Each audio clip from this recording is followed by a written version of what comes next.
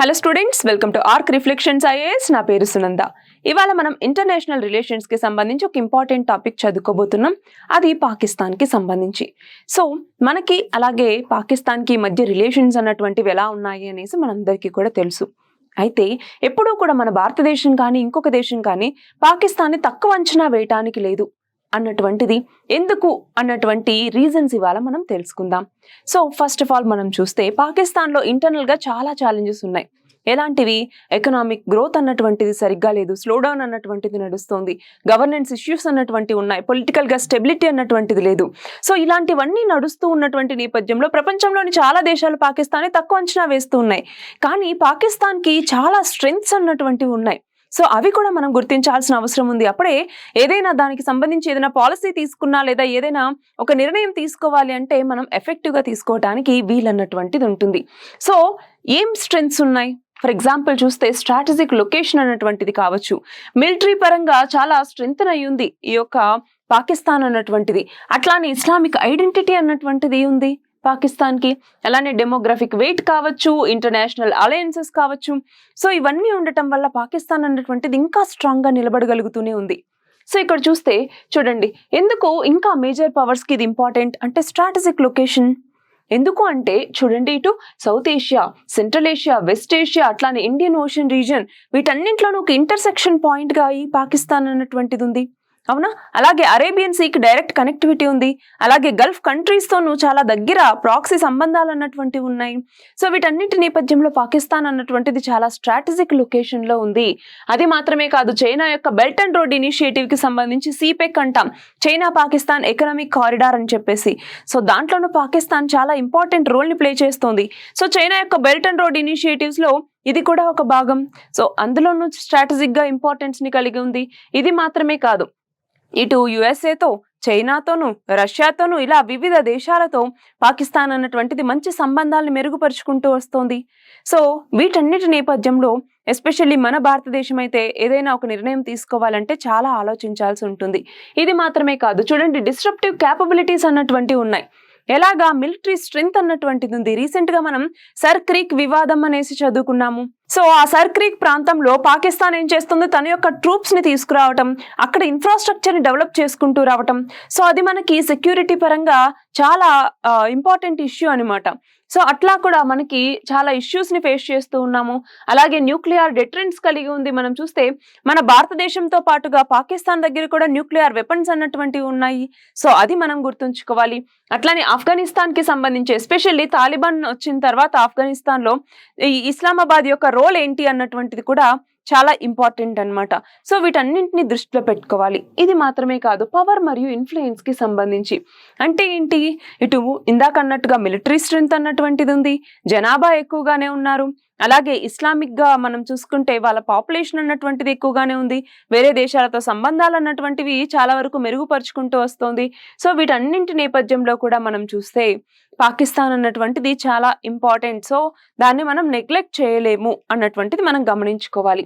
మరి ఇక్కడ చూడండి, 5 ఎండ్యూరింగ్ అసెట్స్ ఏంటి పాకిస్తాన్ దగ్గర ఇప్పుడున్నవి అంటే first of all military power.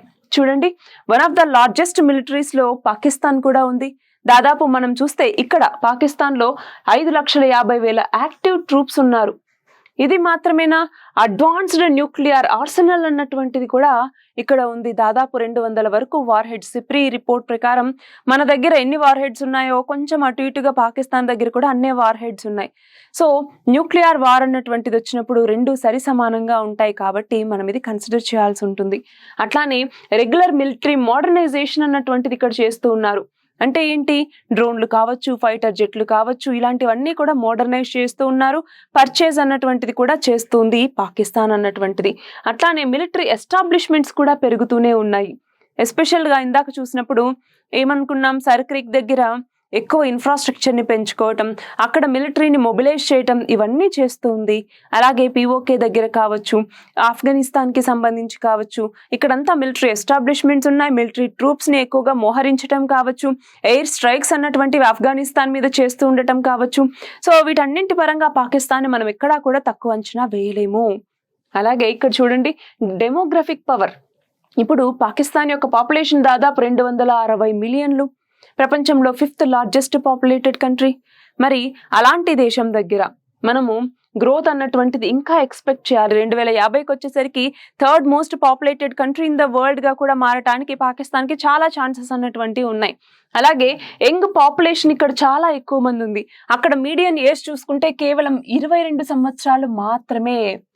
So అక్కడ వాళ్ళ యొక్క మార్కెట్ కూడా పెంచుకోవటానికి వాళ్ళకి చాలా అవకాశాలు అన్నటువంటివి ఉన్నాయి. సో అది గమనించాలి. అట్లానే హై పాపులేషన్ గ్రోత్ అన్నటువంటిది ఉండటం వల్ల అక్కడ చాలా ఇష్యూస్ అన్నటువంటివి ఉన్నాయి. బట్ అదే విధంగా ఆ పాపులేషన్ ని సరిగ్గా యూజ్ చేసుకుంటే వాళ్ళకి కావాల్సినటువంటి అన్ని ఆపర్చునిటీస్ కూడా అక్కడ ఉన్నాయన్నమాట. నెక్స్ట్ చూడండి, ఇస్లామిక్ పవర్. ఇండోనేషియా తర్వాత ఎక్కువ ఇస్లాం పాపులేషన్ ఉన్నటువంటి దేశాల్లో పాకిస్తాన్ అన్నటువంటిది ఉంది. అది మాత్రమే కాదు, ఇస్లామిక్ ఐడెంటిటీ అన్నటువంటిది ఉండటం ద్వారా ఈ ఆర్గనైజేషన్ ఆఫ్ ఇస్లామిక్ కోఆపరేషన్ OICలో దీని యొక్క రోల్ అన్నటువంటిది కూడా అంతే కీలకంగా ఉంది. అది మాత్రమే కాదు, అరబ్ గల్ఫ్ కంట్రీస్ కి అట్లానే సౌత్ ఏషియన్ ముస్లిమ్స్ కి మధ్య ఒక బ్రిడ్జ్ లాగా కూడా ఇది పనిచేస్తుంది. అలాగే ఇస్లామిక్ న్యూక్లియర్ స్టేట్ అన్నటువంటి ఒక స్టేటస్ అన్నటువంటిది కూడా దీనికి ఉంది. ఇంపార్టెంట్, ఇస్లామిక్ న్యూక్లియర్ స్టేట్స్ లో ఈ యొక్క పాకిస్తాన్ అన్నటువంటిది కూడా ఉంది. అది మాత్రమే కాదు, డీప్ రిలీజియస్, కల్చరల్ మరియు అన్ని రకాల రిలేషన్స్ ని ఇటున్నటువంటి గల్ఫ్ కంట్రీస్ తో ఎస్పెషల్ గా పాకిస్తాన్ అన్నటువంటిది బిల్డ్ చేసుకుంటూ వస్తోంది. సో ఆ దేశాలతో మన సంబంధాలు అన్నటువంటివి డెటీరియేట్ అవ్వకుండా పాకిస్తాన్ ని మనం ఎదుర్కోవాల్సినటువంటి అవసరం అన్నటువంటిది మనకి ఉంటుంది. అట్లానే చూడండి, డయాస్పొరిక్ పవర్ కి సంబంధించి దాదాపు 10 మిలియన్ మందికి పైగా పాకిస్తానీ పౌరులు మిడిల్ ఈస్ట్ కావచ్చు, UK, US ఇలాంటి చాలా దేశాల్లో స్థిరపడినటువంటి వాళ్ళు ఉన్నారు. సో అక్కడి నుంచి రెమిటెన్సెస్ అన్నటువంటివి వస్తున్నాయి. సో పాకిస్తాన్ ఇన్ఫ్లుయెన్స్ అన్నటువంటిది కొంతవరకైనా ఆ దేశాల మీద ఉంటుంది.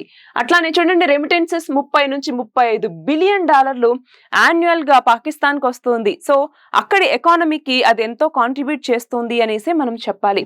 అది మాత్రమే కాకుండా ఇప్పుడు అక్కడ పాకిస్తాన్ కి సంబంధించినటువంటి డయాస్పొరా వివిధ దేశాల్లో పొలిటికల్ ఇన్ఫ్లుయెన్స్ చూపించేటటువంటి రేంజ్ లో కూడా ఉన్నారు.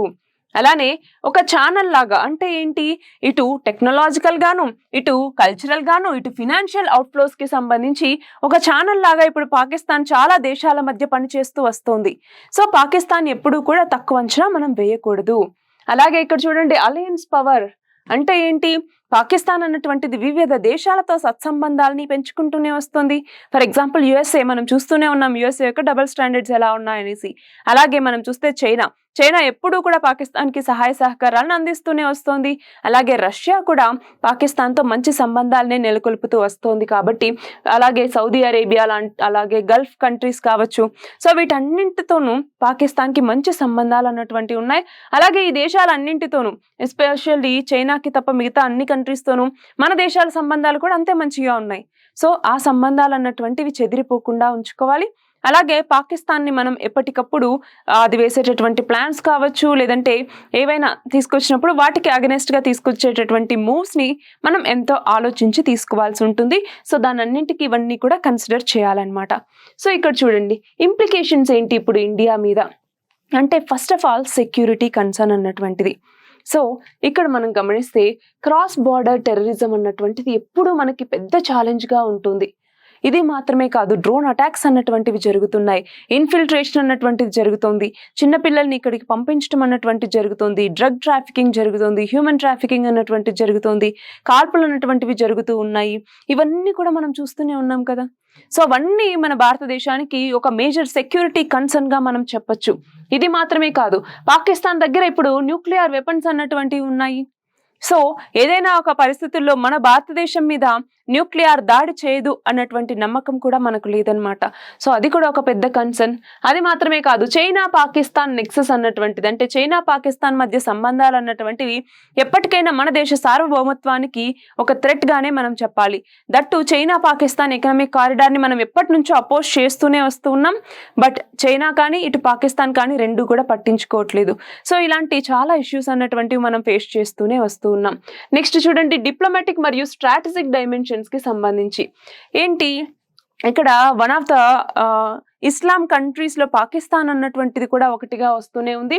అది మాత్రమే కాదు, మేజర్ పవర్స్ తో దీనికి ఉన్నటువంటి డిప్లొమాటిక్ రిలేషన్స్ కావచ్చు, ఫర్ ఎగ్జాంపుల్ యుఎస్ఏ కావచ్చు, చైనా కావచ్చు, సౌదీ అరేబియా కావచ్చు, మిగతా గల్ఫ్ కంట్రీస్ కావచ్చు, రష్యా కావచ్చు.